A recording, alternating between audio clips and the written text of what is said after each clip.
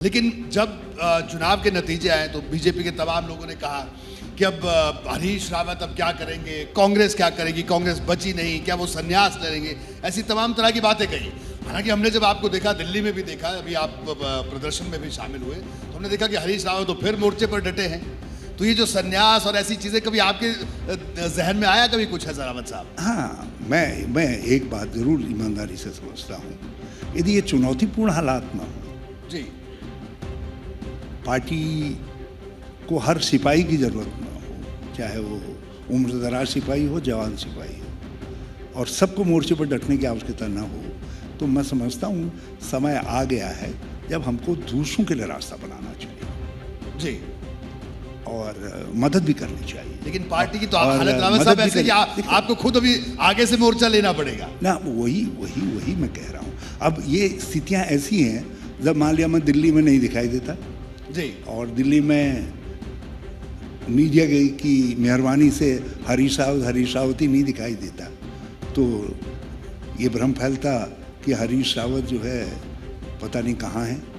तो अब ऐसे समय में मेरे सेचर के व्यक्ति के विषय में ये भ्रम फैले कि वो सक्रिय हैं भी या नहीं हैं, तो उससे पार्टी को हर स्तर पर नुकसान होता है। केवल उत्तराखंड में नुकसान नहीं होता, उत्तराखंड वाले तो मुझे देख रहे हैं, लेकिन देश के हर हिस्से वाले नहीं देख रहे, लेकिन वो हरीश रावत को जानते हैं। तो हरीश रावत यदि थोड़ी देर के लिए भी ओझल हो जाए ऐसे समय में, जब संघर्ष चरम पर हो, तो उचित नहीं है। तो वो ये संघर्ष मुझसे कह रहा है कि फिर से अपनी जवानी को रिकॉल करो, फिर से उसको पुकारो और फिर से संघर्ष करो। उसके लिए संघर्ष करेंगे। अब ये उत्तराखंड के सामने जो सवाल खड़े हो गए, ये तो जो है और ज़्यादा मुश्किल कर रहे हैं। और मैं आपको वैसे बता रहा हूँ, मैं नॉर्मली जो है 20 बार उठक बैठक लगाता, 20 बार केवल इसलिए। अभी आजकल हाँ, लेकिन अब मैंने उसको बढ़ा करके 35 बार कर दिया, 50 तक ले जाऊँगा। क्योंकि चुनौतियाँ बढ़ गई हैं। राष्ट्रीय स्तर पर भी हमारे सामने चुनौतियाँ हैं, स्थानीय स्तर पर भी, राज्य के अंदर भी चुनौतियाँ हैं। तो इसमें हम किसी के ऊपर जिम्मेदारी नहीं डाल सकते हैं। उनके साथ जिम्मेदारी बांटने के लिए हमको तैयार रहना चाहिए। लेकिन हाँ, ये ज़रूर है कि जिम्मेदारी हमारे बांटने के ऑफर को जी का लोग बाहें फैला करके स्वागत कर रहे हो।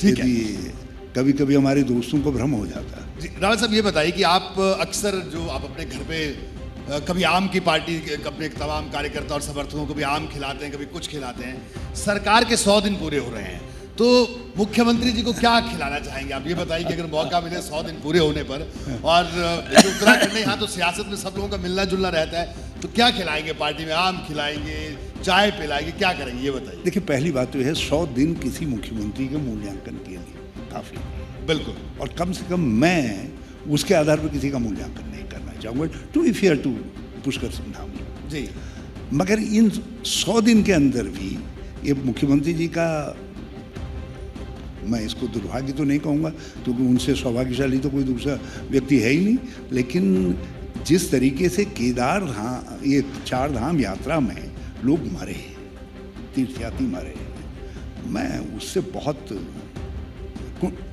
दुखी, बहुत दुखी। ये तो लोगों की भावना होती है। लोग कहते हैं कि शिव के चरणों में चले, परिवार समझाता है, लेकिन हमारे तो अतिथि थे, हमारे लिए चिंता का विषय है। जो जिस तरीके से व्यवस्थित यात्रा, हमारी 4 धाम यात्रा 2014 के बाद, 14 तो नहीं बल्कि मैं 15-16 से बिल्कुल व्यवस्थित चल गई थी और लगातार ठीक चल रही थी। बल्कि आप देखिए 14, 15, 16 में जब बहुत ख़राब स्थिति से हम उबार करके लाए थे, तब भी एक व्यक्ति नहीं मरा था 4 धाम यात्रा के दौरान, और आज ये संख्या 200 के पार हो गई है। जी, मार्ग की अव्यवस्थाएं अपने स्थान पर हैं, मार्गों में अव्यवस्थाएं हुई हैं, अर्थव्यवस्था भी चिंतनीय स्थिति के अंदर है। राज्य के अंदर पहले से ही बेरोजगारी चरम की ओर जा रही थी, और उसको और बढ़ा दिया ये अग्निपथ ने जो है। और तो ये बहुत सारी चीज़ें हैं जिनके कारण मैं कुछ न कहूँ 100 दिन के विषय में, तो वो अच्छा रहेगा।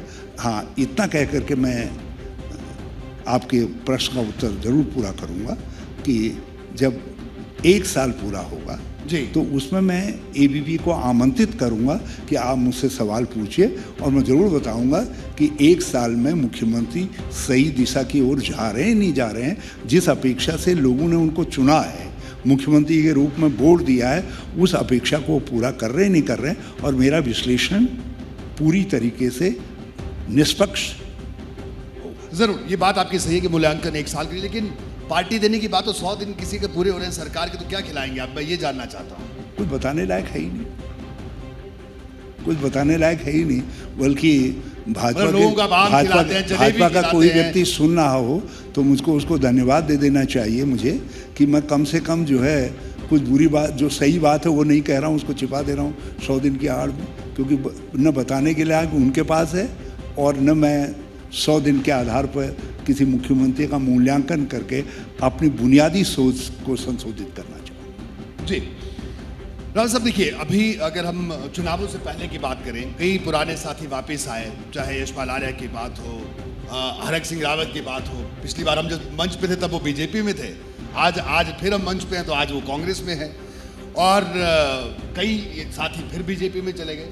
खैर उत्तराखंड में 2 ही ऑप्शन है तो इसलिए कोई तीसरी कोई बड़ी ऑप्शन नहीं है। तो ये आना जाना हुआ, लेकिन जो इधर आए वो उनको कोई लाभ नहीं हुआ ज़्यादा। ये क्या वजह आप इसके मानते हैं? मैं आने जाने वालों पर ज़्यादा टिप्पणी नहीं करना चाहूँगा जी, मगर एक बात मेरी समझ में नहीं आती जी, कि अपनी पार्टी जिसके साथ आप जुड़े हैं, जिससे लड़ करके आप किसी मुकाम तक पहुंचते हैं, उसके विषय में आपका मूल्यांकन इतना हल्का कैसे रह जाता है कि आपको पार्टी छोड़नी पड़ती है। जी। और राजनीति के अंदर यदि आप में सहनशीलता नहीं है, पार्टी के अंदर कुछ परिस्थितियां होती हैं, कभी हमेशा हर व्यक्ति को कुछ नहीं मिल पाता, धैर्य भी रखना पड़ता है और राजनीति के अंदर भी धैर्य रखना पड़ता है। हिंदुस्तान की जनता ही धैर्य की परीक्षा लेती है। तो जो धैर्य धारण करते हैं, नरेंद्र मोदी जी से लेकर के और आने वाले दिनों आप राहुल गांधी जी को देखिएगा, बहुत धैर्य के साथ खड़े हैं और उनको जरूर जनता राहुल जी ने भी कहा भी है कि धैर्य कांग्रेस में जरूरी है, जरूर पुरस्कृत करने का काम करेगी। तो मैं ये दल बदल करने वालों को ये राय जरूर लेना चाहूँगा, क्योंकि ये बुढ़ापी की राय है कि भाई एक ही जगह पर रहो। यदि कुछ कर भी दिया है, एक आध बार जो है पानी के कुछ छींटे वीटे, गंगा के पानी के छींटे वीटे डाल करके जो है आगे के लिए तुम कम से कम तौबा करो। तो राजनीति में यदि स्थिरता नहीं है तो जवाब, जनता को जवाब कौन देगा? आप किसी पार्टी के मंत्री थे और ठीक के मौके पर आप दूसरी पार्टी में चले गए, तो आपने इस पार्टी का व्यस्त भी ले लिया और उस पार्टी का कुछ व्यस्त है उसको भी आप ग्रहण करना चाहते हैं, दूसरे का हक तलबी करना चाहते हैं। तो मैं दल बदल के पक्षधर नहीं हूँ। आज देख रहे हैं महाराष्ट्र की क्या महाराष्ट्र के अंदर क्या स्थिति आ रही है। तो ये जो स्थितियाँ हैं, इन स्थितियों से जितना बचा जाए।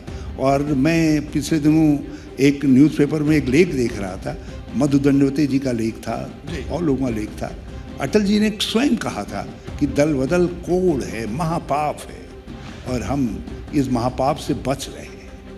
ये जो है जब 10th शेड्यूल में अमेंडमेंट किया गया था, तो ये विचार थे। और अटल जी ने तो कानून को और सख्त बनाने के लिए अपने समय में उस पर संशोधन किया था। और आज तो दल बदल कानून की ऐसी धज्जियां उड़ गई हैं, लगता है कि कानून बनाने वाले भी अपने बाल नोच रहे होंगे, कह रहे होंगे क्या हमसे चूक रह गई।